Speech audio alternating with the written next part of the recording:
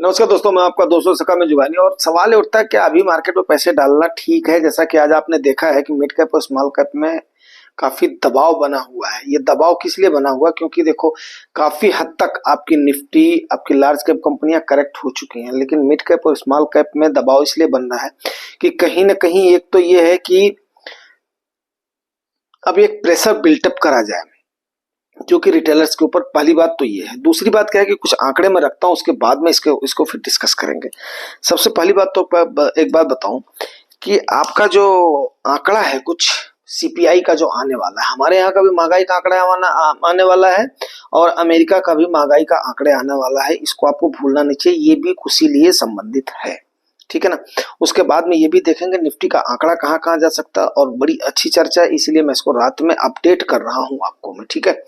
और मैं फिर अगेन बताऊं कि जब तक आप डिफरेंट एसेट को सोच विचार नहीं करेंगे तब तक फिर उसके बाद में आप अच्छा खासा प्रॉफिट नहीं गेन कर सकते हैं। अच्छा खासा प्रॉफिट आपको गेन करने के लिए चाहे वो कोई भी एसेट हो, वहां पर आपको सोच समझ करके निवेश करना पड़ेगा। तो सबसे पहले देखिए अक्टूबर का जो अनुमान है, ये एक आपकी रिपोर्ट आई है यूनियन बैंक ऑफ इंडिया की। यूनियन बैंक ऑफ इंडिया की है कि सीपीआई के महंगाई का जो आंकड़ा है वो आपका 6.5% जाने वाला है। अब आप बताइए 2% से लेकर के 6% तक आरबीआई की टोलेशन पावर है, ठीक है। अब वहां से बियॉन्ड जैसे 6.5% जाएगी तो ये आंकड़ा आते ही हाहाकार मचेगा मचेगा। सितंबर में देखिए ये आंकड़ा 5.49 गया था। वहीं पर ही आपके आरबीआई के गवर्नर शशिकांता दास जी ने ये मना कर दिया था कि भाई हमारे यहाँ पर कोई भी रेट के कट की प्रोबेबिलिटी अभी फिलहाल नहीं है, अभी हमें महंगाई से जूझना है, ठीक है। वहीं पर ही अगस्त का जो आंकड़ा था आपका 3.65% था। तो अब आरबीआई का जो ये टोलरेशन है, अब देखना है कि यहाँ पर क्या होता है। वहीं पर ही आपकी देखिए तीन चार चीजें जो है एफआईआई की सेलिंग मैंने आपको आज ही बता दिया है अक्टूबर नवंबर में। ये 2000 कितना 136 करोड़ के आसपास आपका यहाँ आंकड़ा चला गया है। आज ही आपको हमने ये बताया था अभी जो है रिसेंट जो है अभी इसमें अपना पिछले वीडियो में। दूसरा आपका हमारा क्वार्टरली रिजल्ट, एक तो ये खराब है, और तीसरा अभी देखो ये भी होगा कि मतलब सीपीआई का आंकड़ा हो गया है।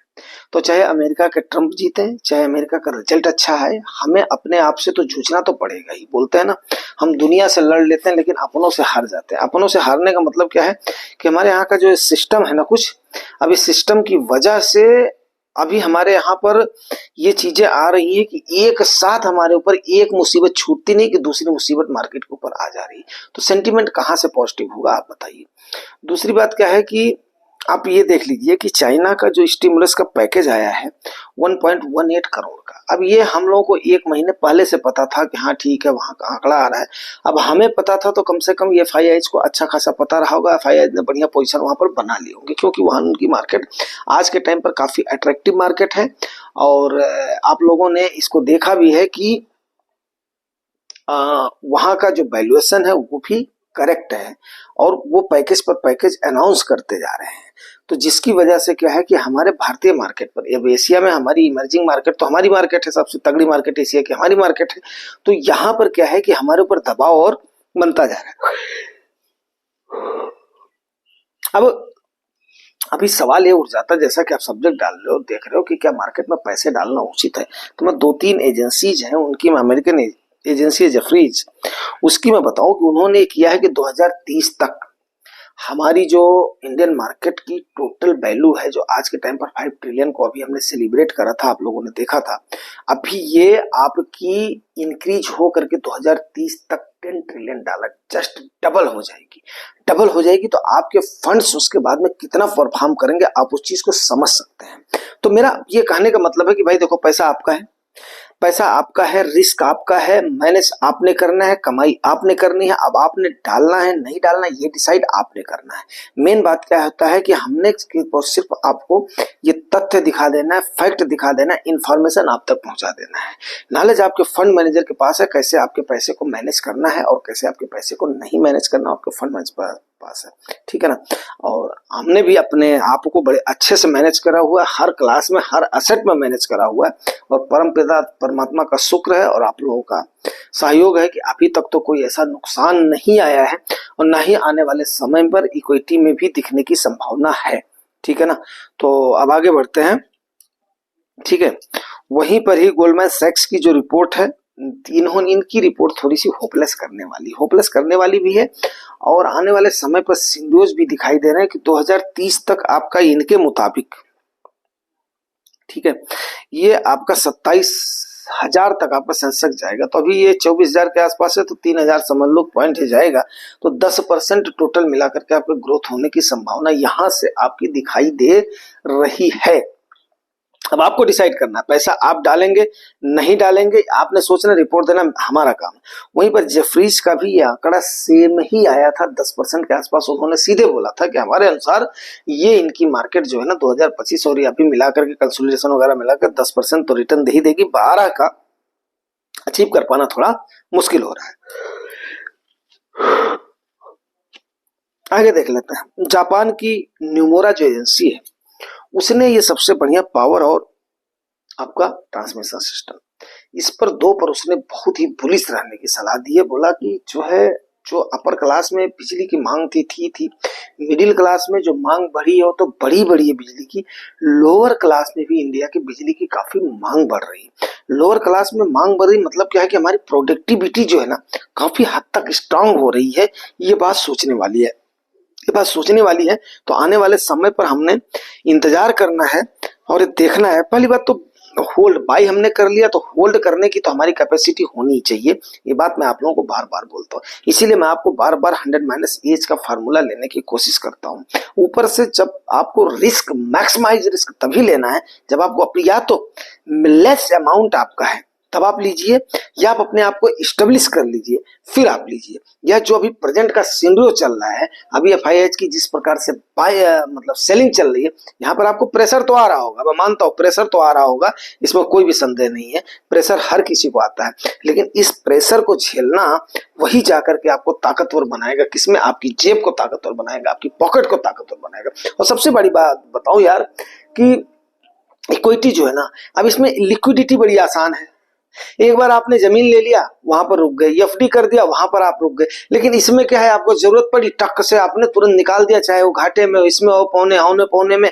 तो भैया मेरे बिना पूछे हुए, बिना उसके करे हुए अगर आपने भरोसा करा हुआ है हमारे ऊपर, तो थोड़ा सा विश्वास करिए, और उसके बाद में जब आपको कॉल दी जाएगी पैसे निकालने की, तभी निकालिएगा। अभी इस समय आप शांति से बैठे रहिए, बाय मेहरबानी शांति से बैठे। जब तक आपको बहुत ज्यादा, देखो भाई पैसा आपका है, जरूरत पड़ेगी तो खर्च आप अपने पैसे को करोगे, इसमें कोई भी दो राय नहीं है, खर्च करोगे। लेकिन अगर जरूरत नहीं है, बहुत ज्यादा नीड नहीं है, तो मेरे ख्याल से इक्विटी में एक बार निवेश करके उसके बाद में बुल रन का हमें इंतजार करना चाहिए। इस कंसोलिडेशन के मार्केट का, प्राइस करेक्शन की मार्केट का, इसका इंतजार करना चाहिए। चलिए, वहीं पर ही मैं मोबिन साहब हैं और ये है अपना जेपी मॉर्गन जी हैं। तो इनकी रिपोर्ट वगैरह जो कह रही है, इन्होंने बोला हुआ है कि भाई लॉन्ग टेन्योर में इंडियन मार्केट बहुत अच्छी है, चाइना से मच बेटर है। लेकिन ये है कि अभी इनका जो ये 2-3 हमने इशू बताए हैं ना, वो भी सारे के सारे इन इशूज को बता रहे हैं कि यस, यही एक जेन्युइन इशूज है जिनकी वजह से इंडियन मार्केट का सेंटीमेंट खराब हो रहा है। अब बात कर लेते हैं यार, म्यूचुअल फंड इन्वेस्टर्स ने क्या करना है। देखो सीधी सी बात है, डायरेक्ट शेयर में है, आपने कंपनी की होल्डिंग कर लिया। म्यूचुअल फंड में इन्वेस्टमेंट में आपको उस रिपोर्ट में इसको मैं सेपरेटली तो नहीं बता पाया आपको, आज 2-3 दिन पहले से ये आया था दिमाग में कि इसको कर देता हूं, लेकिन कुछ ऐसे इशू जैसे मुद्दे आ गए थे, उनको डालना बहुत जरूरी था। मैंने पहले बताया था यार, मैं बीज वगैरह के चक्कर में नहीं पड़ता हूँ, ठीक है ना। अब रात के 12 बजे आपको वीडियो मिलेगा। अब चाहे इसको जो है, इसको अपना 10 आदमी देखेंगे, चाहे इसको 20 आदमी देखेंगे, जिनको लाभ लेना होगा वही लाभ को लेंगे। तो म्यूचुअल फंड इन्वेस्टर्स ने अभी इस समय सबसे बड़ी बात क्या है कि देखो, आपको एक बात बताऊं, बड़े मार्केट की बात बता रहा हूं आपको, ठीक है। मार्केट में हो तो आपको इतना तो पता ही होगा कि काफी हो हल्ला के बाद में, जब उस समय जैसे अभी आज हमने सवेरे जो है क्रिप्टो के ऊपर काफी अपना फायर हुआ, लेकिन वहां पे रूट काज का हमें पता है। रूट काज का पता इसलिए है कि कहीं ना कहीं जब आदमी को एक सिस्टम के द्वारा इतना दबा दिया जाता है ना, सिस्टम के द्वारा इसलिए दबा दिया जाता है यार। देखो आप मुझे केवल एक बात बताओ, आज एलन मस्क की बात हो रही है, सिर्फ और सिर्फ बहुत छोटी सी बात बताना, एलन मस्क की बात हो रही है। क्या एलन मस्क अगर अफ्रीका की किसी कंट्री में पैदा हुआ होता, या एलन मस्क अगर जो श्रीलंका में पैदा हुआ होता, या एलन मस्क अफगानिस्तान में पैदा हुआ होता, तो आज की डेट में वो एलन मस्क जो है क्या बन पाता? नहीं बन पाता। एक्चुअली क्या है, एलन मस्क को वो एटमॉस्फेयर मिला है, उसको लिबर्टी मिली है, उसको काम करने की छूट मिली है, तब जाकर के उसने उतना स्टार्टअप दिया है। और मैं सत्य बताऊं, मैं इतना प्रेरित हूं उनकी उन चीजों से। आज तक हमने कभी अपने भाइयों पर अंकुश, हाँ थोड़ा बहुत कभी कभी कर दिया, भाइयों पर बच्चों पर कभी मैंने दबाव बनाया नहीं। इतनी लिबर्टी उनको दे रहा, कभी उनको मतलब जो कभी नहीं पूछा, आज इसीलिए वो डूइंग वेल। और कभी भी खुद को भी किसी भी बंदिश में रहना मेरे को स्वीकार नहीं हुआ है। अगर जिस दिन मेरे को लगता है नहीं आज मेरे को बोलना है, तो इसमें उस दिन बोलता हूँ, लेकिन फैक्ट एंड फिगर के साथ बोलता हूँ, तथ्यों के साथ बोलता हूँ कि चाहे एक आदमी में उसको फिर डिबेट करना पड़े, चाहे 10 आदमी में करना पड़े, चाहे 1000 आदमी में करना पड़े, चाहे जिस लेवल के आदमी से करना पड़े वहां पर करते हैं। तो यहां पर क्या है कि अभी आपके यहां पर थोड़ा बहुत तो मार्केट को और लिबरलाइज हमें करना ही पड़ेगा, पहली चीज तो ये। दूसरी बात क्या है कि आपको अपने आप को थोड़ा सा स्वतंत्र छोड़ना पड़ेगा। स्वतंत्र मतलब अंकुश के साथ साथ 99 के चक्कर, मैंने 10 बार बोला 99 के चक्कर में आपने नहीं पड़ना है। आपने हमेशा अपने असेट को डिफरेंट डिफरेंट एलोकेट में एलोकेट करना है, और उसके बाद में रिस्क एपेटाइट आपको अपने आप को आजमाना है, यार मैं कितना रिस्क ले पाऊंगा। क्योंकि आप इस चीज को समझ लीजिए, मैं बार बार बोलता हूं, तो 100 - एज के फार्मूले पर चलने से आप अपने रिस्क को मिटिगेट कर लोगे। नंबर 1 तो ये करोगे। दूसरा क्या है कि आप अपने कैपेसिटी को बढ़ा लोगे। जब आप 100 - एज पर करोगे तो आप अपने पोर्टफोलियो को बैलेंसिंग की आपके अंदर क्षमता होगी। 10 बार मैं इस चीज को बोल चुका हूं। अगर आप उसको ऐसा बैलेंस करके चलते हो, फिर आप इक्विटी का आनंद लीजिए। फिर एक बार आपके अंदर रिस्क एपेटाइट हो गई और दूर तक सोचने की क्षमता हो गई, और वहां तक अगर आप जा सकते हो, तो फिर समझो कि आपकी रिस्क एपेटाइट बढ़ गई है, और आप फिर उसके बाद में स्मॉल कैप में चलो, मिड कैप में चलो। तो अभी जो है मिड कैप और स्मॉल कैप की बिकवाली मोस्ट प्रोबेबली ये है कि अब इस पर ही ज्यादा करके बिकवाली होगी। थोड़ा बहुत पैनिक फैलेगा, लेकिन वहां पर रिटेलर्स हैं जो हमारे व्यूअर्स और सब्सक्राइबर्स हैं, बाय मेहरबानी आप लोग डटे रहना। तो ये सारी चीजें हमने कर दिया कि क्या मार्केट में पैसा इस समय डालने लायक है। अगर जिनके पास पैसा है तो डालना है, तो किस क्लास में डालना है, उसको होल्ड कब तक करना है, ये सारी चीजें हमने आपको इसमें बताने की कोशिश किया है, with data and proof, with कई सारे एजेंसीज की रिपोर्टों के अनुसार। तो ये सब ढूंढना पड़ता है, करना पड़ता है, आप लोगों के लिए मेहनत करना पड़ता है। तो यार इतना जूझने के बाद में, और फिर आप लोग थोड़ा सा जब उदासीन होते हो, तो थोड़ा सा कहीं ना कहीं फिर पीड़ा हमें पहुंचती है। तो कम से कम आप लोग सहयोग करोगे इस अभियान में, जो कि हमने इसको उठाया हुआ है कि साथ में मिल करके, और हम लोग अच्छा खासा प्रॉफिट कमाएंगे, डेफिनेटली कमाएंगे, इक्विटी से प्रॉफिट लेकर के जाएंगे।